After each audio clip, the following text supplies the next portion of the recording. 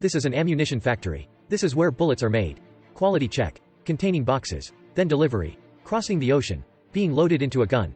A man wears suit and leather shoes. He's Yuri, the biggest arms dealer of the world. He was very powerful in the underworld. For being the biggest arms dealer of the world. Specifically, arms trafficking. That year, Yuri is still very young. He works for his family's restaurant. One day, he witnesses an internal fight of the local gang. Two mobsters firing their AK-47 guns at his restaurant. In the end, the two are shot to death. Yuri picks up a shell. He suddenly realizes, you go into the restaurant business because people are always going to have to eat. My destiny is fulfilling another basic human need.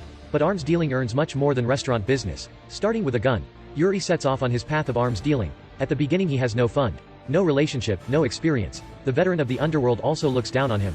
I don't think you and I are in the same business. But very soon, Yuri will prove him wrong. His with ability. 1984, the US withdraws its troops from Lebanon, leaving a large quantity of guns. They're sold like scraps. Yuri buys them all. He simultaneously has a French, a British passport, an Israeli passport, an Ukrainian passport, and an American passport.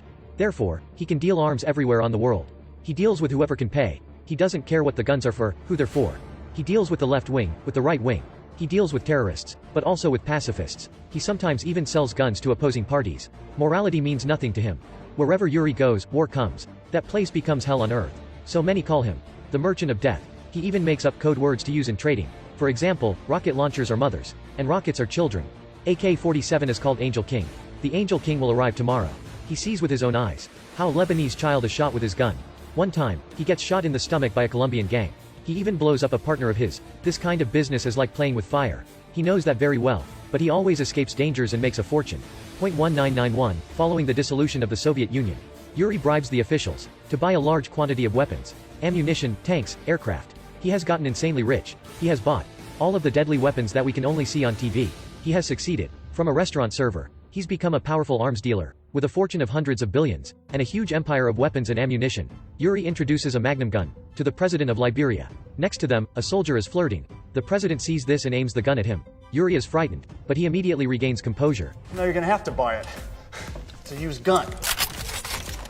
How can I sell a used gun? This is the courage of the world's top arms dealer. The soldier's body is dragged away, leaving a large blood trail in the room. Yuri's expression doesn't change a bit. He continues chatting happily with the president. In Liberia, Africa, in the year 1995, death is nothing. What matters most is business. This man started from nothing. From a server, he now has a net worth of billions of dollars.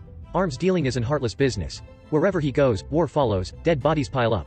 But he feels nothing. In 1995, during Liberia's internal war, Yuri comes there. This is the arms dealer's paradise, but it's also hell on earth. On the streets, vultures can be seen devouring dead bodies. Here, children are recruited, even those as young as 13-14.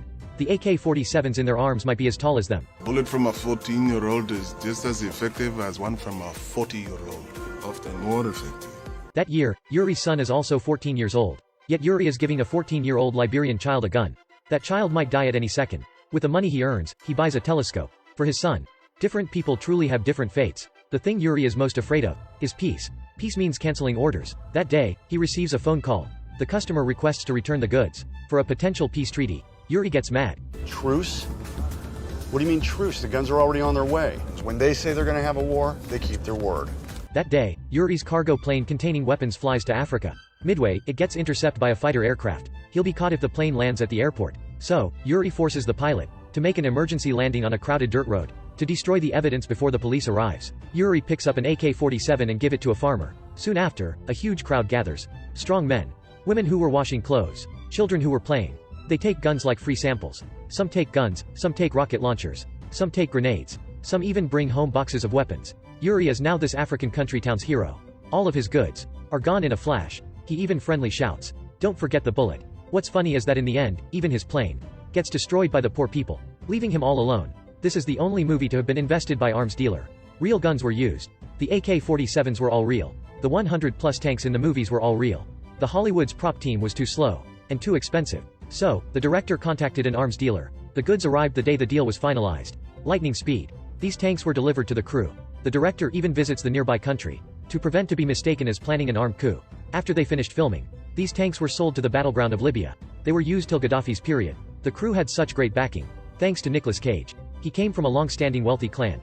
Unfortunately, after filming the movie, Cage sank. He can never fully come back. Rumor has it, in this movie, he let out a lot of information on weapons. Anyway, Yuri's weapons are taken by the Interpol. He's a rival of Yuri. The president puts a gun into Yuri's hand. Then, he holds Yuri's hand. His finger hovers over the trigger. He kills an undercover reporter. This is the first time Yuri has killed someone himself. After that, Yuri comes to a bar for a drink. The bartender pours some brown on the bar for him to take. Yuri asks what this brown thing is. The bartender says, it's a mixture of heroin and gunpowder. The kids from his town before entering the battlefield. I'll take this. After taking this, they can do anything. Try it. That night, Yuri feels like everything's spinning. He aimlessly walks on the Liberia streets. While wandering, he sees the undercover reporter that he killed. He meets 2 starving hyenas. He even meets a little girl. She raises her cut-off arm. Sir, will my arm grow back? Yuri suddenly remembers his son. He regains his conscience. He cries like a child. After half a year, Yuri quits arms dealing. He does legal work, but legal works don't earn much. One day, the Liberian president comes to America for Yuri. He puts a diamond as big as a thumb into his hand and says, Africa needs you, Lord of War. Yuri returns to Africa, to the job he doesn't like. During the trade, Yuri's brother sees a mother and a son killed. He convinces him to abandon the deal. Do not give them the guns. The people here will all be killed. Yuri says, it's not our problem. His brother uses a grenade to blow up a weapon truck. He's shot to death. For missing one weapon truck, Yuri only gets 1/2 of the diamond. At the same time, he loses his brother forever. Not long after, he is caught by the police. For the crime of arms dealing, Yuri tells the police, the world's biggest arms dealer isn't me. It's your boss, the president of the US. He sells more weapons in a day than I sell in a year. But you guys can't find fingerprints on the weapons. This is the true nature of this world.